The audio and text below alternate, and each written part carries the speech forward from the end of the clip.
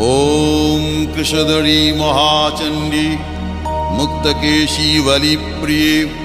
कुलाचार प्रसन्यास्ये नमस्ते शङ्करप्रिये घोरदंष्ट्रे कोटराक्षी कीटी शब्दप्रसादिनी घोरघोररवस्फारे नमस्ते चित्तवासिनी